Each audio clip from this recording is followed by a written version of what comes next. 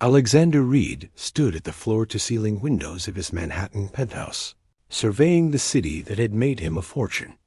At 36, he commanded an empire worth billions. Reed Innovations had revolutionized sustainable technology and made him one of America's most eligible bachelors. But Alexander had long ago decided that love was merely a chemical reaction, a temporary madness that led to poor business decisions. "Mr. Reed, the charity gala starts in an hour," his assistant, James, reminded him. Alexander straightened his custom Tom Ford tuxedo and nodded. These charity events were necessary for public relations, nothing more. He donated generously, but remained emotionally detached. Another calculated business move. The Metropolitan Museum of Art glittered with chandeliers and the jewelry of New York's elite. Alexander made his obligatory rounds, shaking hands with potential investors and politicians whose favor he might need someday. It was all part of the game. Alex Reed in the flesh, a voice behind him said. Still breaking hearts and building empires? He turned to find his old college roommate, Michael Chun, grinning at him. "Just the empires," Alexander replied with a half-smile. "The hearts part is overrated," says the man who hasn't let anyone close since Sophia left. Alexander's jaw tightened. 10 years had passed since his fiancée had chosen another man, teaching him the most valuable lesson of his life. Emotional attachments were liabilities. "I need to introduce you to someone," Michael said, ignoring Alexander's discomfort. "She's brilliant. Started a non-profit that provides STEM education to underprivileged girls. Her work aligns perfectly with Reed Innovations' community initiatives." Before Alexander could protest, Michael was guiding him toward a small gathering across the room. That's when he saw her, a woman in a simple midnight blue gown that somehow outshone every designer dress in the room. Her dark curls were pinned loosely, framing a face that needed no enhancement. "Alexander, meet Olivia Taylor," Michael said. "Olivia, this is Alexander Reed." Olivia turned, and her warm brown eyes met his. Instead of the usual flash of recognition or calculation, he was accustomed to seeing when people realized who he was. He saw only genuine curiosity. "Mr. Reed," she said, extending her hand, "your work on sustainable energy storage is remarkable, though I have questions about your implementation in underserved communities." Not praise, but a challenge. Alexander found himself momentarily speechless. "I believe my donation record speaks for itself," he finally replied, more defensively than intended. Olivia's smile never faltered. "Donations are wonderful, but involvement creates lasting change. Perhaps we could discuss this further sometime? My organization could benefit from your expertise, not just your checkbook." As she handed him her business card, their fingers touched briefly. An unexpected warmth traveled up his arm, a sensation he quickly dismissed as meaningless. Yet, long after Olivia Taylor had moved on to speak with other guests, Alexander found himself watching her from across the room, the business card still in his hand, wondering why her challenge bothered him so much. Alexander sat in his office 3 days later, Olivia's business card spinning between his fingers. Every time he decided to have his assistant make the standard donation and send her on her way, something stopped him. Her words about involvement versus checkbook philanthropy had struck a nerve. "James, clear my Thursday afternoon," he finally said over the intercom, "and find out everything you can about Olivia Taylor's organization, Girls in STEM." By Thursday, Alexander had read through the detailed report on Olivia and her nonprofit. Unlike many charity founders who came from wealth, Olivia had grown up in a struggling single-parent household in Detroit. She'd earned scholarships through brilliant academic performance and worked multiple jobs to fund her education at MIT. Against all odds, she'd created an organization that was genuinely changing lives. When he arrived at the modest office building in Brooklyn, Alexander felt strangely nervous, a sensation he hadn't experienced since his first major business acquisition. "Mr. Reed," Olivia greeted him, dressed in a simple blouse and pencil skirt. "I admit I'm surprised you came personally. Your challenge warranted a response," he replied, following her through a space filled with young girls working on robotics projects and coding exercises. The energy was palpable excitement, determination, and pride radiated from every corner. Olivia introduced him to several students, each one explaining their projects with confidence that belied their young age. Alexander found himself genuinely engaged, asking questions and offering suggestions that were met with enthusiasm. "These girls remind me of myself," Olivia said as they continued their tour. Full of potential, but facing systems stacked against them. What they need isn't charity, it's opportunity. As they reached her small office, Alexander made a decision. "I have a proposal." Olivia raised an eyebrow. "I'm listening. Reed Innovations will fund an expansion of your program, but with conditions. I want to establish a mentorship pipeline directly to my company. Internships for your top students. And double quotes." He paused. "I want to teach a monthly masterclass myself." Shock registered on Olivia's face. "You personally would teach? Is that so surprising?" he asked, genuinely curious about her reaction. "Honestly? Yes. Men like you usually write checks to ease their conscience without getting their hands dirty. Men like me?" Alexander felt a strange urge to prove her wrong. Billionaires who view philanthropy as tax deductions, not personal responsibility, she said without hesitation. Instead of offense, Alexander felt respect growing. Her honesty was refreshing in a world of yes men and sycophants. "Perhaps this is my opportunity to break the stereotype," he said, extending his hand. "Do we have a deal?" Olivia studied him for a long moment before taking his hand. "We do, Mr. Reed, but I warn you, these girls will hold you accountable for every promise." The warmth of her hand lingered long after they'd parted, as did the challenge in her eyes. Over the next 3 months, Alexander found himself spending more time at Girls in STEM than at his favorite restaurants or exclusive clubs. To his surprise, he discovered that teaching young minds about innovation energized him in ways board meetings never had.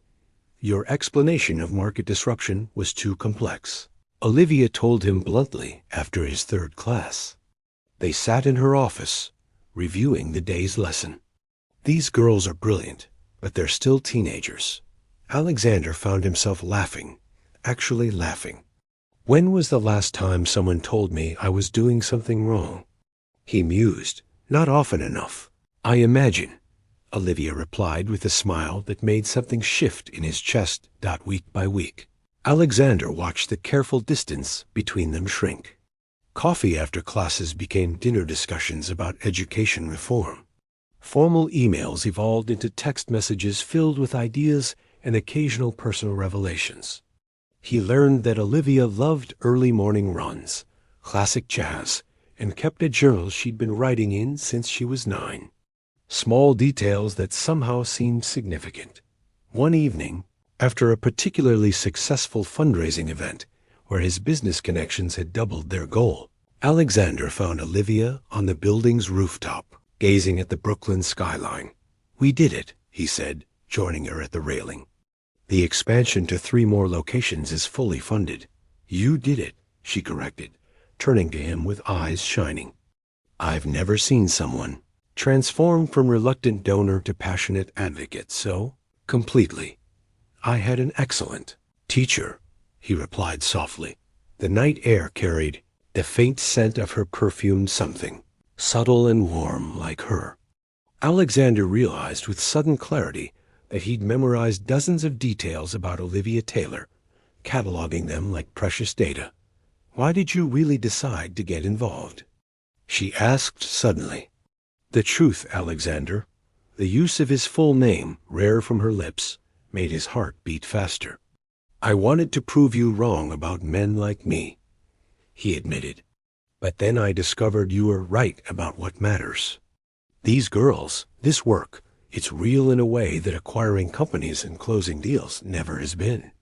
And now, Her question hung between them, laden with unspoken meaning. "Now I think I'm involved for entirely different reasons," he said quietly. Vulnerability in his voice surprised them both. Alexander had built his life around emotional invulnerability. Feelings were messy, unpredictable, dangerous to empire building. Yet here he stood, heart racing because Olivia had moved slightly closer. "I should warn you," she whispered. "I don't believe in fairy tales where the billionaire suddenly discovers his heart. Real change, real connection, they require work and time." "I've never been afraid of either," Alexander replied, reaching tentatively to brush a curl from her face. The touch was electric, breaking something loose inside him that he'd locked away years ago. As the lights of the city twinkled around them, Alexander Reed felt the carefully constructed walls around his heart begin to crumble. The headlines appeared on a Tuesday morning. Tech billionaire Alexander Reed's secret romance with charity founder, splashed across gossip sites with paparazzi photos of them leaving a restaurant. His hand protectively at the small of her back. Alexander's phone rang immediately. "Have you seen them?" James asked without preamble. "I'm looking now," Alexander replied, scrolling through increasingly invasive speculation about their relationship and Olivia's motives. The articles painted her as either a gold digger or a brilliant strategist who had manipulated. America's most notorious bachelor. His second call was to Olivia. "I'm so sorry," he said when she answered. "My PR team is already working to shut this down." Her silence spoke volumes. "Olivia?" "The girls are seeing these articles, Alexander," she finally said, her voice tight. "Some parents are questioning my leadership because these stories suggest I started girls in STEM to trap wealthy men." The pain in her voice made his chest constrict. "I'll fix this," he promised. "That's not how this works," she replied. "You can't just throw money at a reputation problem." "Then what do you want me to do?" he asked, frustration creeping into his voice. "I don't know," she admitted. "But I need space to figure it out." The call ended, leaving Alexander staring at his phone, a foreign emotion clawing at his insides. Was this fear? Not the calculated risk assessment he was accustomed to, but raw, emotional fear of losing someone who had become unexpectedly important. For 3 days, Olivia didn't answer his calls. The press speculation intensified, with business analysts now questioning whether Alexander's judgment was compromised by personal entanglements. Reed Innovations stock dipped slightly, nothing serious, but enough to make his board nervous. On the 4th day, Alexander made a decision. Without consulting his PR team or board, he called a press conference. "I've been called calculating, cold, and ruthlessly efficient," he began, facing the sea of reporters. Those descriptions were accurate. "I built Reed Innovations believing that emotional detachment was necessary for success." He paused, his heart pounding. Meeting Olivia Taylor changed that perspective. Her work with girls in STEM demonstrates that true innovation comes from passion and purpose, not detachment.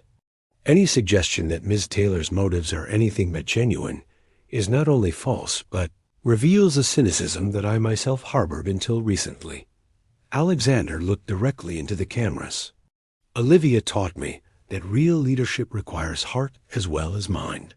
Whatever personal relationship may or may not develop between us is our private matter, but her professional integrity is beyond question. That's all I have to say." He walked off the stage, ignoring shouted questions, feeling oddly lighter despite the knowledge that his board would be furious. That evening, his penthouse elevator opened to reveal Olivia standing uncertainly in his living room. "Your security let me up," she explained. "I saw the press conference," she continued when he remained silent. "That was unexpected. I meant every word," Alexander said simply. "I believe you," she replied, stepping closer. "And that terrifies me." "Why does it terrify you?" Alexander asked, keeping distance between them, though everything in him wanted to close it. Olivia moved to the windows, gazing out at the city lights. Because I've built my life around certainties. Education, hard work, measurable outcomes. Feelings, especially for someone from a different world, weren't part of my plan. Alexander smiled wryly. We have that in common, do we? She turned to face him. Your world and mine barely intersect, Alexander. You attend galas that cost more than my annual salary. My idea of splurging is taking a taxi instead of the subway. And yet here we are, he said softly. Yes, she acknowledged. Here we are. The silence between them felt weighted with possibility and fear in equal measure. My mother worked 3 jobs to keep a roof over our heads, Olivia finally continued. She taught me that depending on anyone, especially a man, was dangerous. Independence was survival. Alexander moved closer, drawn by the vulnerability in her voice. My parents showed me that marriage was a business arrangement, destined to end in bitter negotiation. When Sophia left, it confirmed everything I believed about love being temporary and ultimately painful. We're quite the pair, Olivia said with a sad smile. Both convinced that love is too risky. Maybe that's why we understand each other, Alexander suggested. We recognize the fortress walls because we've built our own. Something shifted in Olivia's expression, a softening, a recognition. The girls at the center have a saying, courage isn't the absence of fear. It's building anyway.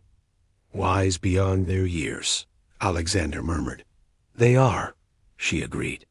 And they've been asking about you. Jayla wants to know if you're coming back to teach the advanced coding module you promised. Alexander felt warmth spread through his chest. I wouldn't miss it. Even with your board breathing down your neck about the press conference? Especially then, he said with newfound certainty. Some things matter more than stock fluctuations. Olivia studied him as if seeing him anew. You really have changed. Not changed, he corrected gently. Remembered, perhaps. The person I might have been before I decided feelings were inefficient. She took a step closer, close enough that he could see the flecks of gold in her brown eyes. I can't promise this will work, she whispered. I still have my fears. As do I, Alexander admitted. But maybe courage is trying anyway.